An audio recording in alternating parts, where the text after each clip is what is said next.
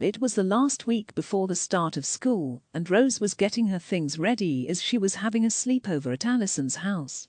"Have you got all your things ready?" Dimpna said.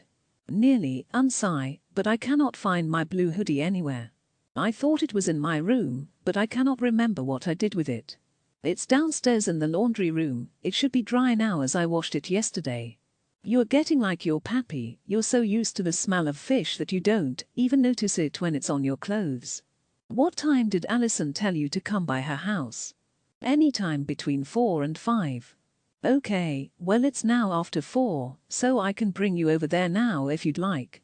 Rose got her back together and Dimpna dropped her over at Alison's house. Rose and Alison had been best friends since they were in kindergarten together. Alison's mother, Julie, and Dimpna had often joked that the two of them were nigh on inseparable from the very first day they met. Alison and Rose looked like sisters as they had the same mousy hair and blue eyes. They would always giggle when strangers would mistake them for sisters. Rose was a month younger than Alison but was taller, however they were both considered tall for their age. Alison was the quieter of the two, and always had a great calming effect on Rose. Rose always felt that Alison knew exactly what to say to make her feel better. Alison, on the other hand, admired Rose's bravery and always felt protected when around her. Overall, their personalities complemented each other perfectly, which made them the great friends that they were. Also, them being two tomboys, the girls had always enjoyed playing games with Alison's older brother, Pete, and his friends, such as Eagle and British Bulldog 1, 2, 3. Alison lived on a large housing estate, and there were always lots of kids outside playing games. There was a large grassed area in the estate that had a playground for small children, and a small football pitch for the older kids. At one side of the football pitch there was a steep bank, and this was where the kids always played British Bulldog 1, 2, 3.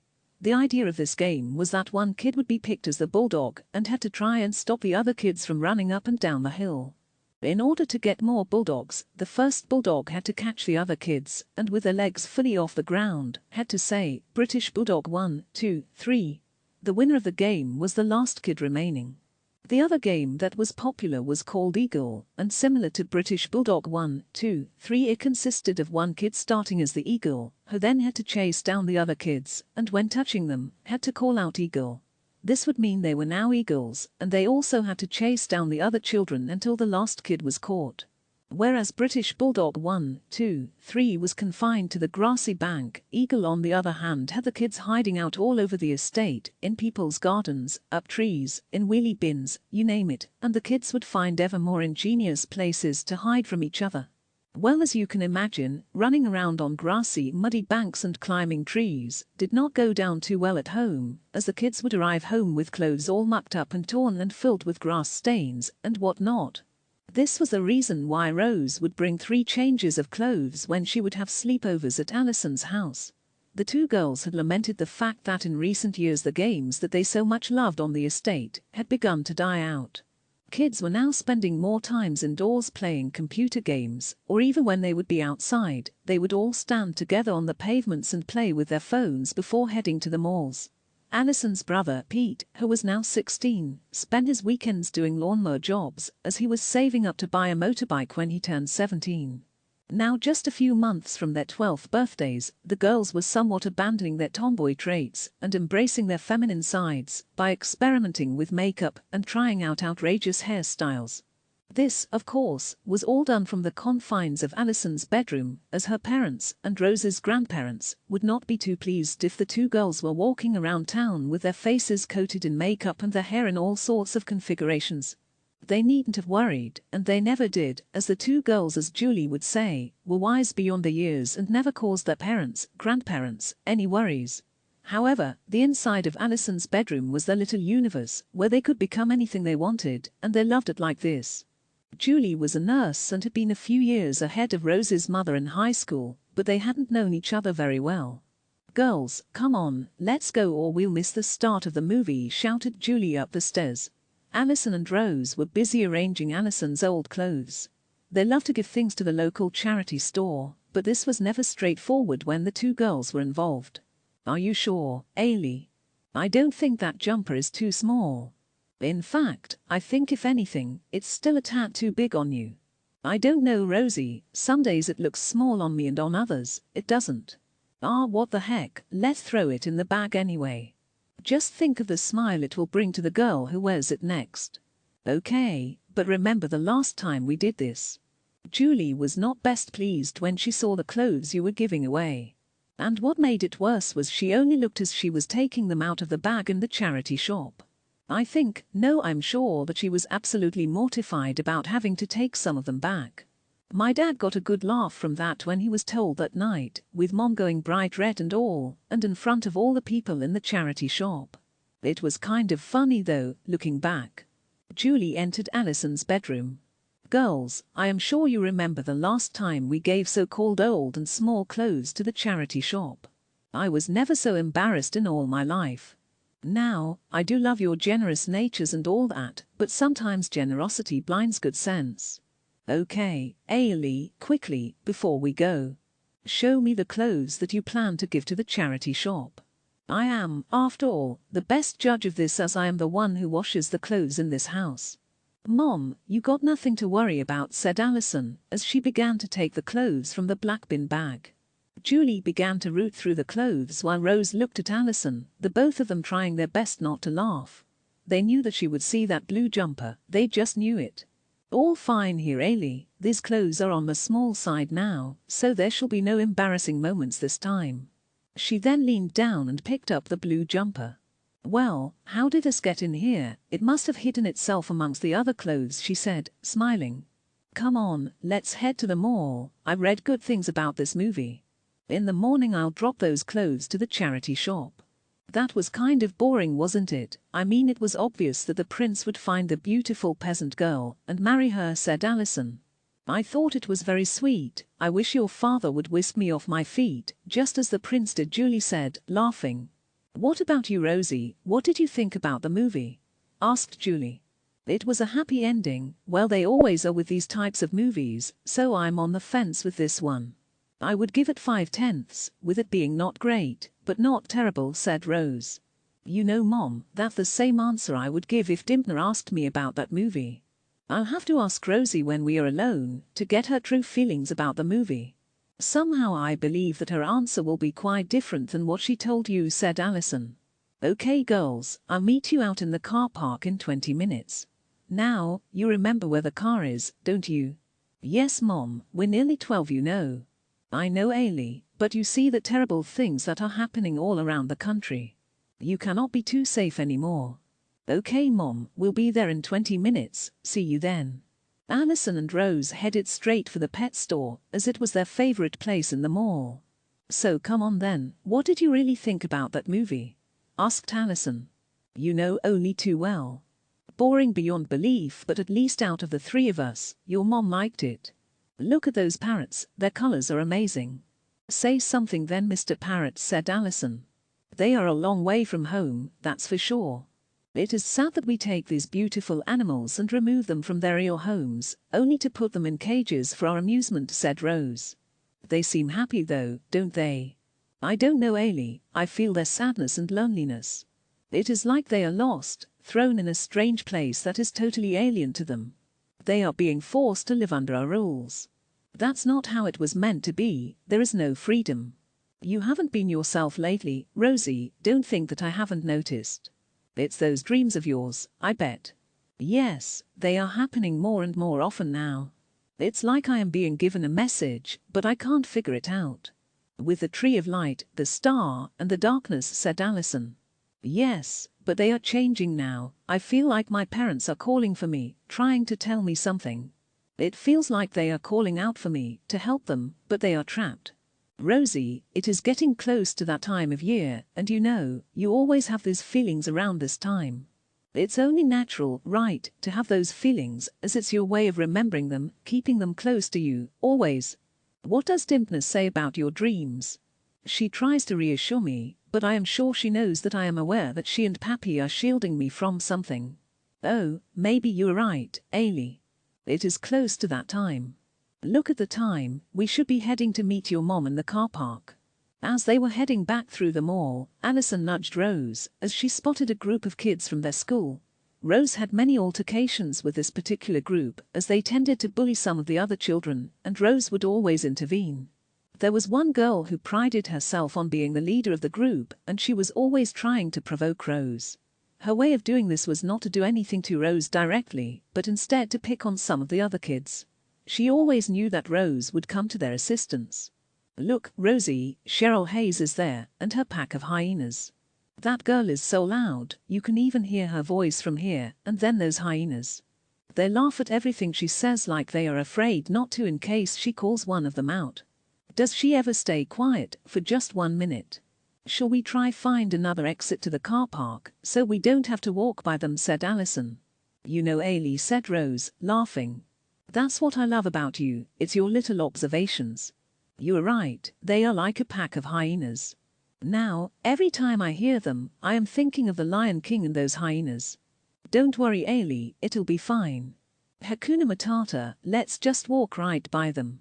"Cheryl and her immature actions are more tiresome than anything," said Rose.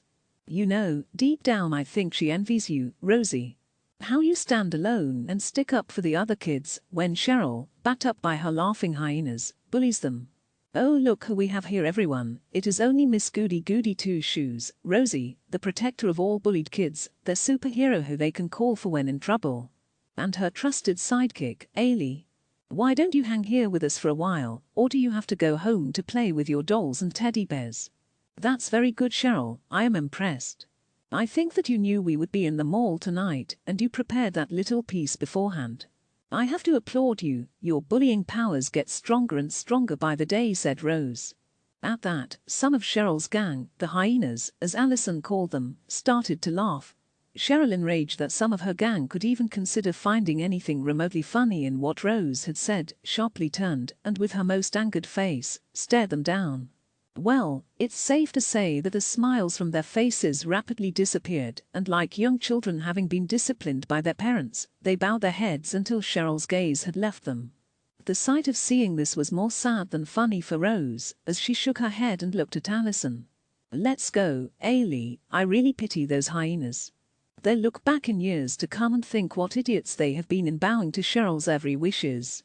But it's not just them, in every mall up and down the country there are kids just like them, and just like Cheryl," Rose said. "Don't walk away from me, I'm not done with you yet. You think you are so perfect, don't you?" said Cheryl. Unusual for Cheryl, she briefly went silent as if trying her utmost to conjure up something else to say, something biting that would turn the duel in her favor, as Rose and Alison were now quite a distance away. Of course for Rose, there was no duel, but to Cheryl, it meant everything. Then Cheryl could be heard again, and now due to the distance between herself and Rose and Alison, she shouted as loudly as she could. "Hey, Rose, how come your parents are never at the parent-teacher meetings?" "Oh yes, I know. Because they're dead." The mall, full of people and their chattering voices, came to a startling halt as if time itself had frozen. The hyenas were all suddenly quiet and looked at each other with shocked faces. Cheryl, with the eyes of every passerby fixed upon her, with looks of total horror, backstepped towards her gang, trying her best to hide amongst the numbers.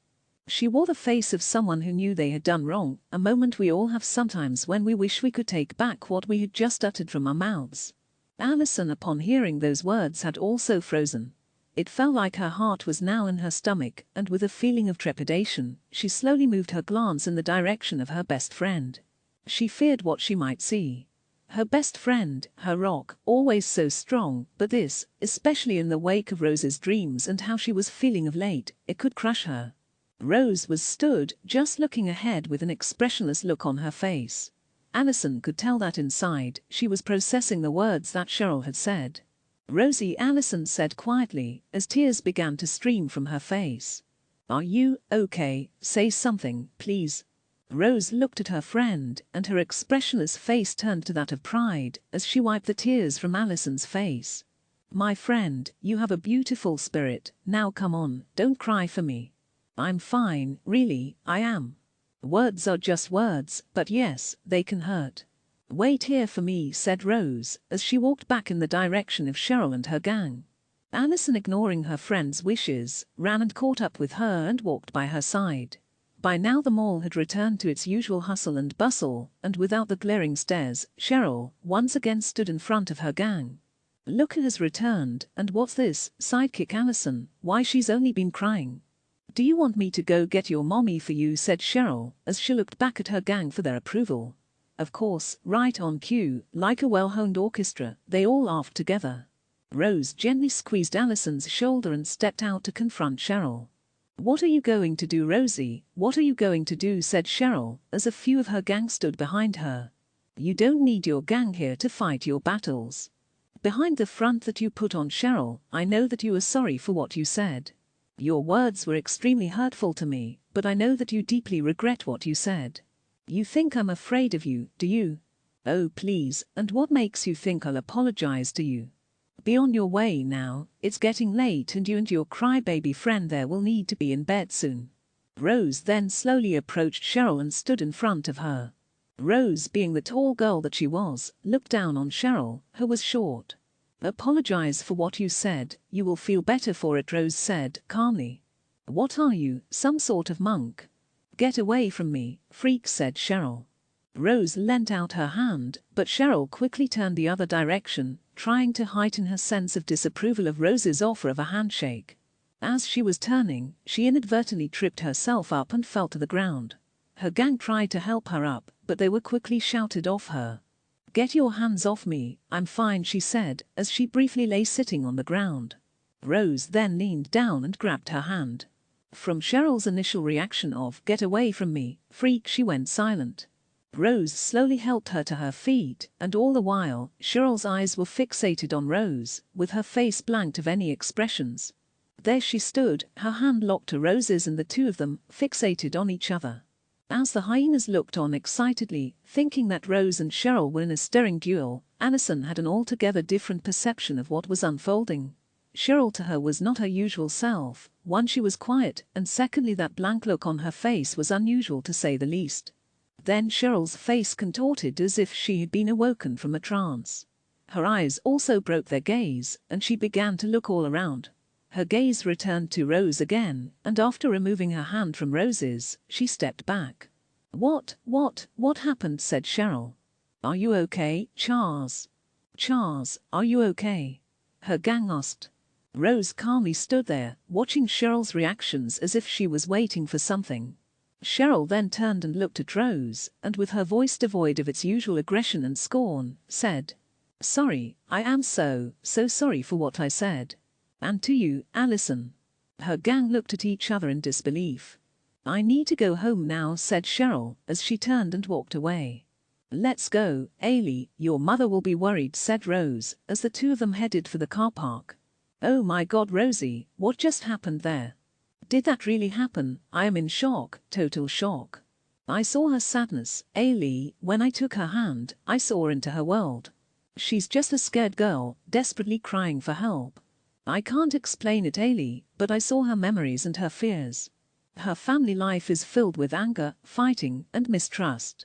That is why she projects so much hatred out into the world, but deep down, she is like us, a good person. I can see the good in her, but she is afraid to show it because she thinks she will be seen as weak." "But what did you do to make her apologize?" "I didn't do anything really, I just helped her unclog those dark feelings she has, all that anger, jealousy, and hatred. When she let go of those feelings, it allowed her most beautiful of memories to reappear. To show her that there were good times, and that they can return again, for her and her family. It's your gift, Rosie, Dimpner was right, your gift is getting stronger." "But how do you feel after going through that?" Seeing some of her dark memories was hard. We forget how lucky we are to live in such loving families.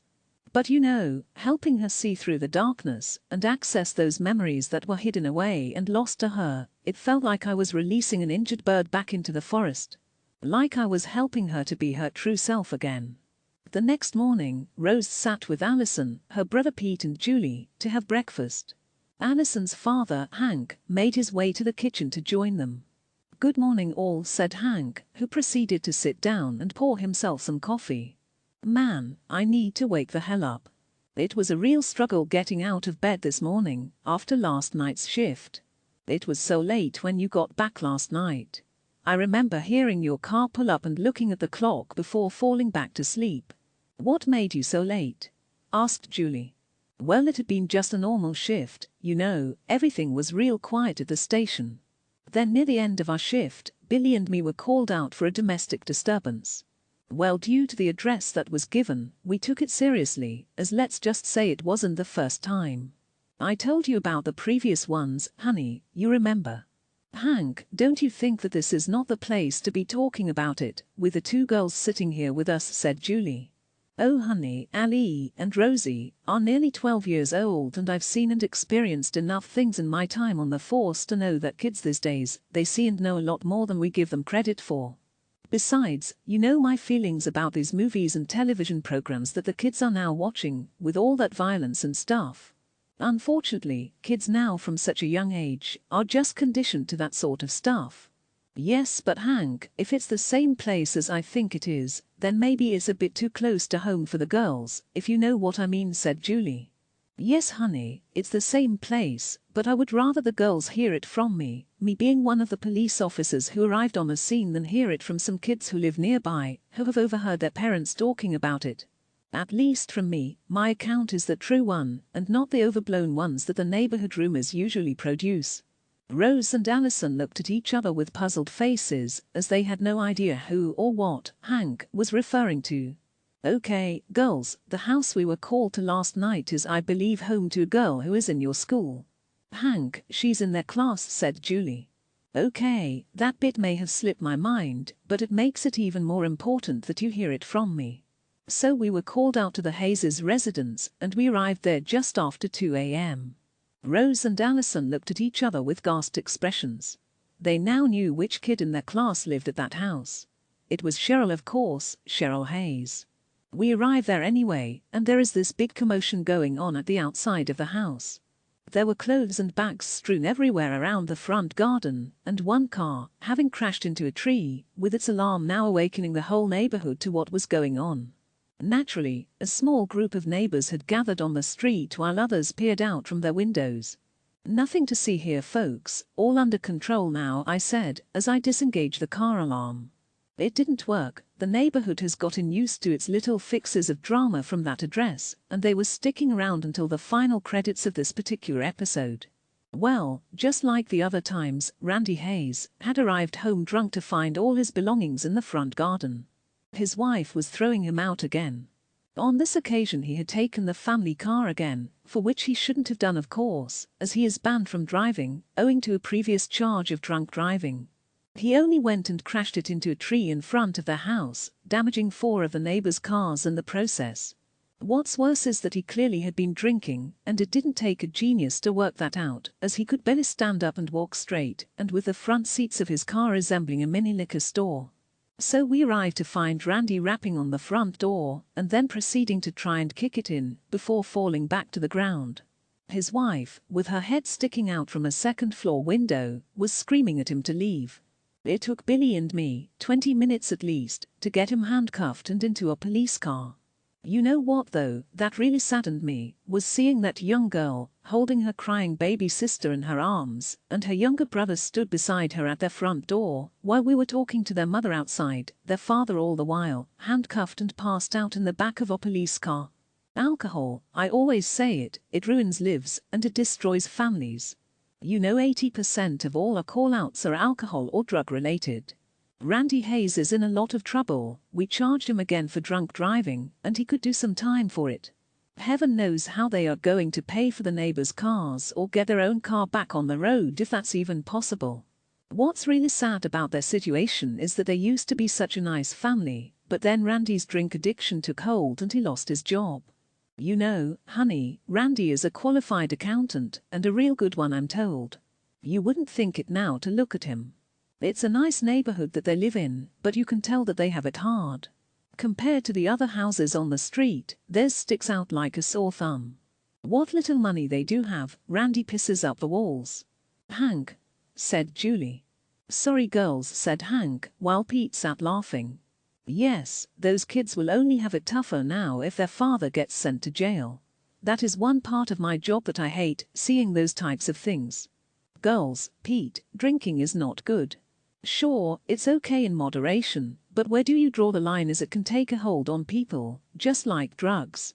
You only have to look at all the people on the streets. If it's not drugs, it's alcohol addiction.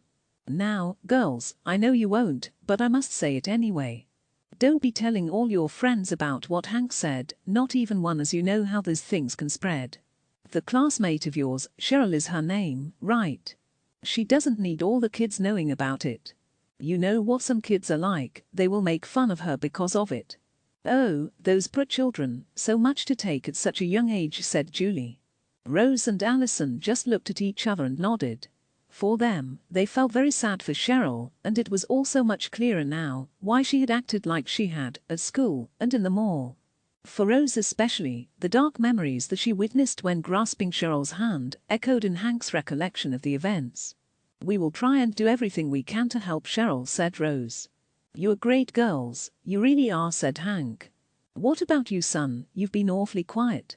He's probably thinking about some girl he fancies or something, said Hank, grinning as he took another bite of his toast. So, come on, tell us all then. What have you been up to? Just the usual stuff, Dad, nothing great to write home about. Just busy doing my lawnmower jobs, you know, to fulfill my part of the deal, said Pete. Deal? What deal may that be? You sure got me flummoxed. Maybe it's my lack of shut-eye, but I have no idea whatsoever what you are talking about, said Hank. Ha, ha, very funny, Dad. You know perfectly well what a deal is, don't you? Now, Hank, stop teasing him, will you? He's been working flat out trying to save up for that motorbike, said Julie. I know, and I'm proud of you, son, really. Let's just say my part of the deal is waiting for yours, and on your 17th birthday we will both go together and buy your motorbike. Now, have you decided on the color yet? I believe pink is quite the rage these days. What do you think, girls? Asked Hank, laughing. Not in a million years, it's cobalt blue all the way for me, said Pete. Wow, you are going to be some babe magnet with your cobalt blue motorbike.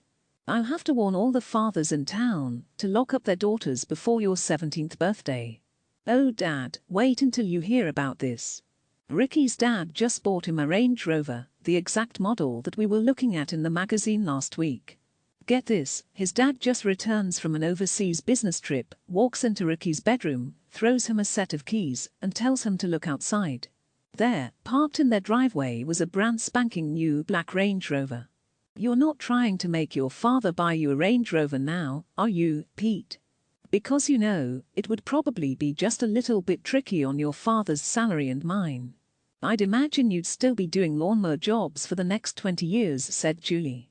No, Mom, I know that, it's just such a great car is all. It's amazing and looks better up close than in the magazine. Well, being the son of an investment banker sure has its perks, eh, Pete? I knew I should have studied more in school, said Hank. Oh, but Dad, wait until you see it. I'll show it to you the next time Ricky comes over. Last night Ricky, me and the fellas, went for a cruise around town in the Range Rover.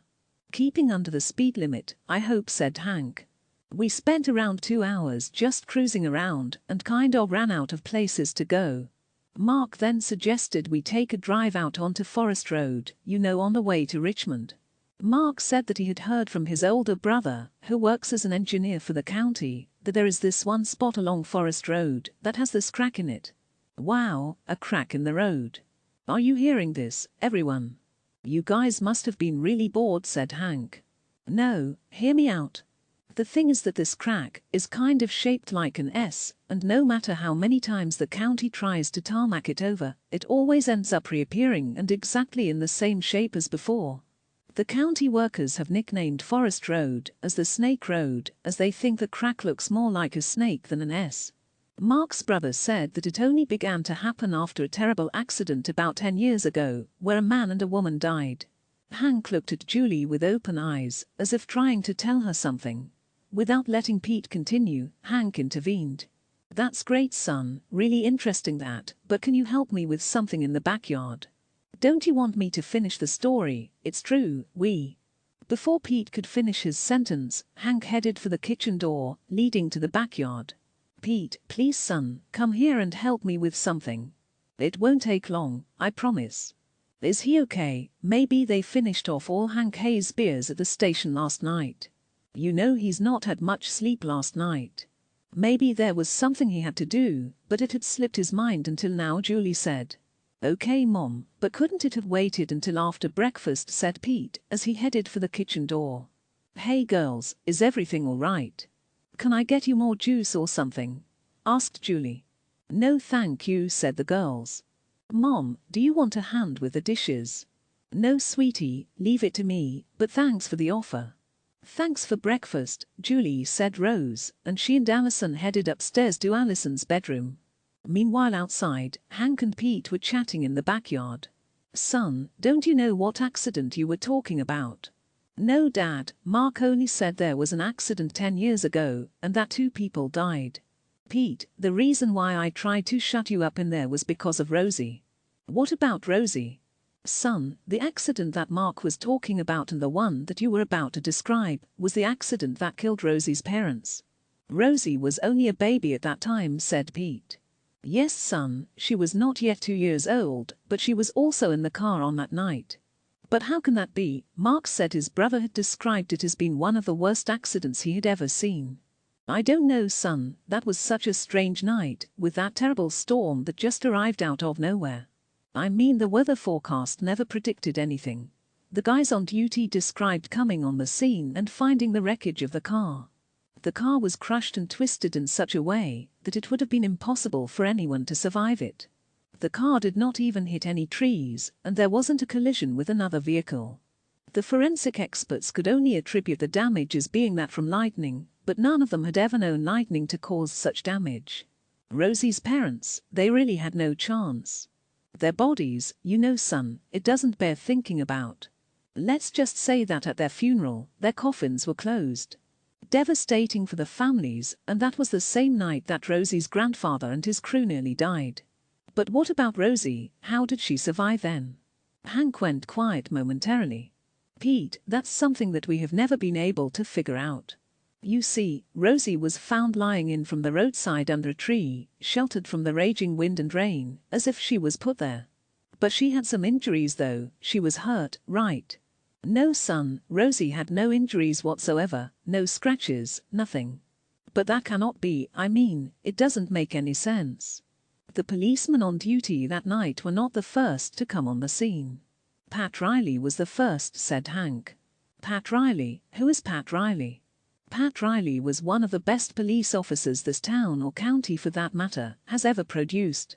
When I started out on the force, Pat was like a mentor to me, and I owe him a lot. So he died also that night. No, Pat is still alive today, but his policing days are sadly behind him. He was not on call that night, but had just happened to be the first person to come on the scene. The last words that anyone heard Pat speak were from that night when he radioed in for assistance. Pete, I have been scared before in my life, but hearing that recording sent shivers down my spine. Well, what did he say? What were his words from that recording? Son, I can only describe the terror in his words and that screeching, horrific noise in the background. Some of the guys say it was the noise from the strong winds hitting the trees, while others have said that his radio was defective.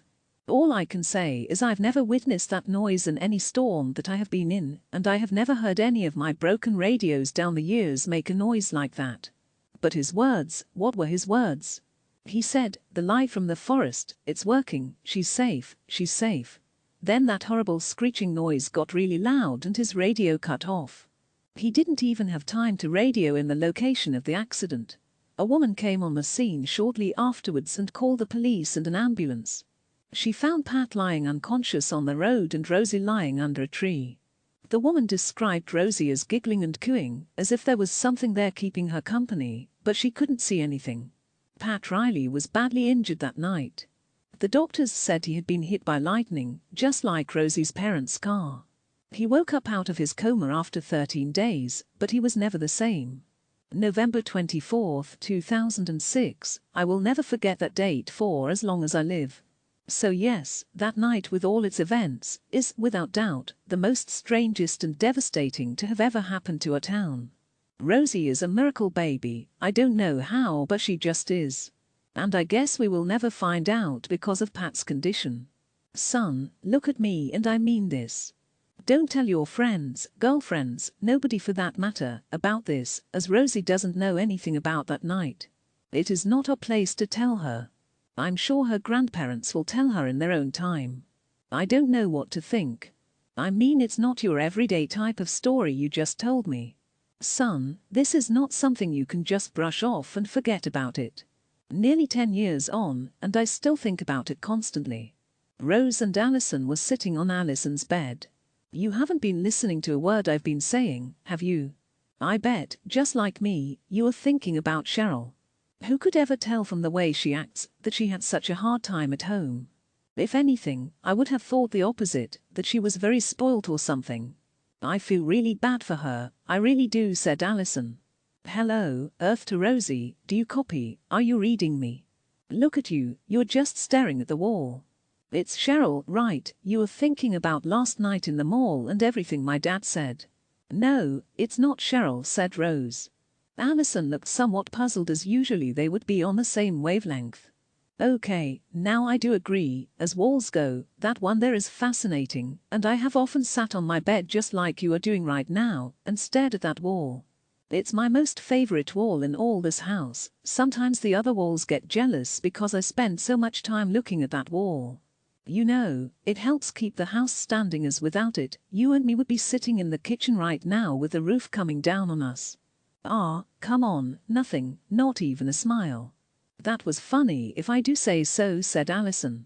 You didn't notice anything strange at breakfast? Asked Rose. Rosie, how many times have you sat with my family for breakfast? I don't know, lots and lots, too many to remember. That's my dad for you, you know, like your pappy does sometimes. They tell these jokes and think that everyone there will be in hysterics, and then they look totally surprised when nobody laughs, because to them, well, especially my dad, I sometimes think that inside his head, he fancies himself as some sort of a comedian. Okay, I'm being a bit harsh on him, as he does make me laugh a lot, and I suppose it's from him that I get my wacky sense of humor from. Now that I think about it, it does make sense, as usually it's me and my dad laughing, with my mom and Pete just looking at us as if we had two heads. No, Ailey, the look that your dad gave your mom when Pete started to tell his story. You remember, he was talking about him and his friends taking a ride out onto Forest Road. Well, no, I mean, I was looking at Pete at that time and still thinking about Cheryl, if I'm being honest. Okay, but did you not find it a little strange when your dad just suddenly, without finishing his breakfast, got up and headed to the backyard and asked for Pete to join him? Well, you know, as my mom put it, he didn't get much sleep and he probably remembered something he needed to do. You know what dads are like. Alison paused and shook her head. Rosie, I'm so sorry. It's okay, Ailey, I know you didn't mean anything by it. Please, close the door and I will explain. The feeling I got when your dad looked at your mom was that whatever Pete had just said or was about to say had some significance to me. But how? You mean that S-shaped hole in the road? That's what Pete said, right? You didn't hear what else Pete said? Not really, as I said, I was still thinking about Cheryl. I mean, that was a lot to take in, about her family problems and all. Ailey, Pete mentioned that that hole appeared around 10 years ago and in the place where a man and a woman were killed in an accident. Rosie, I feel like a total doofus here. I'm not following where you are going with this. What's the date today? Rose asked. Alison looked at her cell phone. August 27th, it's the 27th of August, Alison said, with a puzzled look. In November, as you know, it will be 10 years since my parents were killed. I think Pete, without knowing, was talking about my parents' accident, and that's why your dad interrupted him. Your dad didn't want me to hear Pete's story. But Rosie, you were with your parents that night, and Pete only said a man and woman were killed. He didn't mention anything about a baby being there, did he? And you don't know where the accident happened because your grandparents have never told you exactly where. It could be a different accident that he was talking about. Yes, that's right, he didn't mention anything about a baby, but what he said was correct. A man and woman were killed in that accident, regardless of mentioning any baby. And there's something else that I haven't told you. Lately, you know, with my dreams and the feelings I have been having, and with a sense that my grandparents are keeping things from me, I have begun to search for answers myself. Search for what? About my parents' accident and how I survived, how I was a miracle baby and all that. Whereas before I was too afraid to know, now I want to know everything. It's like I have to know now, like this is the time. This is the feeling I get. I have been looking for anything I can find online. There is not a lot of information, but I know the location of where my parents' accident was. Where was it? My parents were driving on Forest Road when they were killed. An infant baby survived and one off-duty policeman, who was first on the scene, suffered serious injuries. Struck by lightning during severe storm, is what the newspaper said. My parents' car and the policeman, both struck by lightning. That is all I can find. Alison looked pensive. Rosie, I don't know what to say. Now you have the answers, right? If your parents' car and the policeman were hit and it was a severe storm that night, then it explains why they said you were a miracle baby, because the lightning didn't hit you. It makes sense then, doesn't it, why my dad stopped Pete from talking anymore. He was doing it out of respect for you, as he didn't want you to get upset, in case you already knew about the accident. That would make sense if it were not for the look that your dad gave your mom. That wasn't a look of trying to stop another from talking, to protect someone's feelings. It was a look of someone who feared what that story may bring. That is the look I saw in your dad's eyes. He looked frightened. There's more. Turn on your laptop, and I will show you something online. Alison started her laptop and logged onto the internet. Type in, storm, fishing boat, killer whale. Alison typed in the words just as Rose had asked. There, the second one down, click on that link. That's your pappy's boat, the Lakota Girl 3. Yes, but keep scrolling down the page until the next photo. Look, it's a dead whale lying beside the Lakota Girl 3. This must have been when your pappy and his crew nearly drowned and the Lakota Girl 3 ended up on the beach. But what about the whale? Such a sad photo, seeing the dead whale beside the Lakota Girl 3. I almost feel like crying just by looking at it. So what happened? Did the whale wash up on the beach days after? Close quote. No, the article says that the whale and the Lakota Girl 3 were washed up together on the same night. That's odd, because I never remember you telling me about the whale. That's because I didn't know until I read that article. You mean your grandparents never told you about that, but why? Start to read the article and things will become clearer. Alison began to read the article out loud. On the morning of the 24th November, stunned locals were awoken to find a local fishing boat washed up on North Beach. What made this sight all the more unusual was the fact that the fishing boat was not lying there alone. Beside it, sadly, lay a killer whale, or otherwise known as an orca. The fishing vessel, the Lakota Girl 3, while returning from sea, had been caught in the unexpected storm that had lashed the Oregon coastline the night before. Miraculously, all 5 crew members had survived and made it ashore during the night and are being treated in the local hospital. The orca, known to some locals as Ruby and identified through her distinctive markings, was estimated to be 50 years old and had been a regular visitor to the area every year since as far back as locals could remember. The cause of death of the whale is yet unknown. Ruby, that's the whale in the photo with you and your pappy, the one hanging up in your house. I have looked at it many times. It's you in your pappy's arms on the Lakota Girl 3 and Ruby and a baby whale in the water. The writing on the picture frame says, Sam, Ruby, Rose and Rudy. Yes, my pappy only told me that Ruby had died of natural causes at sea, and that is why we never saw her anymore, but things are beginning to make sense now. And you know, as I have told you before and the many times that my pappy has told you, he had a special bond with Ruby since he was 10 years old. Okay, so now we know what happened to Ruby, but how does it tie in with your parents' accident? Didn't you see the date? Yes, it says on the morning of the 24th November. But the year, what year was it? Look at the bottom of the photo. Alison scrolled down again to the photo and began to read.